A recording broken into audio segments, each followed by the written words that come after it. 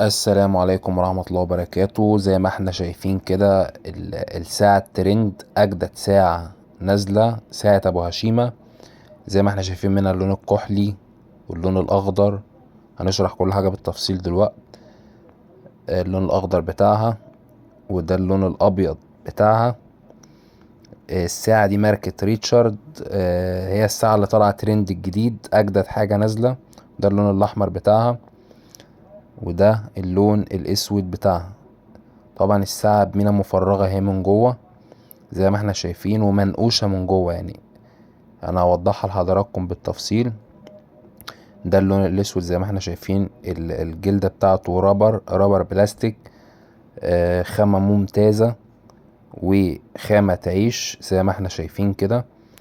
ودي النجوم اللي في جنب المينا من هنا ومن هنا. في ظهر المينا مسامير، النجوم دي مسامير اهي، 4 مسامير أساسية وبقية النجوم دي بتدي إضاءة وعكس في الشمس. وده المفتاح بتاعها، مفتاح تقيل تقدر تظبط منه الساعة اهو. والعقارب طبعا بإضاءة ليلية. المينا زي ما احنا شايفين اهو، مقرب الكاميرا، المينا منقوشة من جوه اهي. وخامة الأستيك رابر، يعني مبتقطعش الأستيك جامد اهو زي الفل. الأستيك خامة ممتازة. طبعا دي لو كانت عملت جلد او اتعملت معدن ما كانتش هتبقى كويسة. هي انسب خامة ليها هي الخامة الرابر اللي معمولة في الفيديو ده، اللي هي الساعة متصممة كده. طبعا اللون الاسود تحفة. هي كل الوان الساعة بصراحة تحفة، ولكن اللون الاخضر فيها واللون الاحمر مميزين جدا. طبعا الساعة اهي هنرجعها على العلبة وهنجيب لون تاني نستعرضه لحضراتكم. اللون الاخضر اهو، شايفين النقشة من جوه والمينا متفرغة ازاي من جوه. هو ده منقوش، هي زي الفيديو بالظبط كده زي ما احنا شايفين اهو.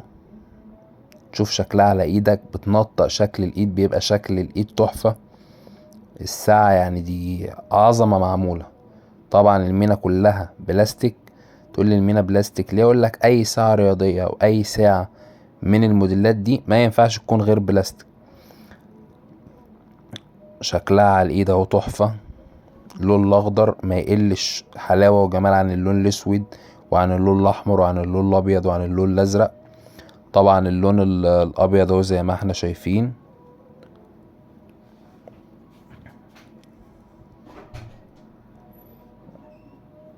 مش عايز افك اللون الابيض بحيث ان هي ما تتبهدلش، لان اللون الابيض بيتبهدل من اقل حاجة. ده اللون الازرق. اللون الازرق ده لون كلاسيكي جدا، مش اي حد بيلبس اللون ده، بس اللون ده يعني عظمة معمولة. نادرا اصلا لما تلاقي ساعة اللون ده. حتى النقاشات والرسمة بتاعتها من جوه باينة اوي في اللون الازرق.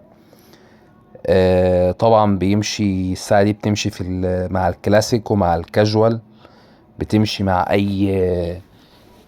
اي طريقة لبس، يعني على الترنجات الرياضية برضو بتمشي. وده اخر لون معانا الساعة، هي ده اللون الاحمر. الساعة زي ما احنا شايفين كده 5 الوان. اللون الاحمر بتاعها اللون الكحلي. المفتاح بتاعها مفتاح قوي ما بيغيرش لون، مقاوم للصدأ. الساعة دي تقول لي الساعة دي عملية ولا ساعة الخروجات والنزاهة؟ اقول لك الساعة دي عايز تشتغل بيها يبقى حرام عليك. الساعة دي ان انت تخرج بيها، ان انت تروح بيها مشوار مهم كده كده. ولكن عايز تشتغل بيها اشتغل بيها. الساعة مش هتقولك لا. الساعة دي عملية جدا. بس انا بقول اللي يشتري الساعة دي او يجيبها بيكون جايبها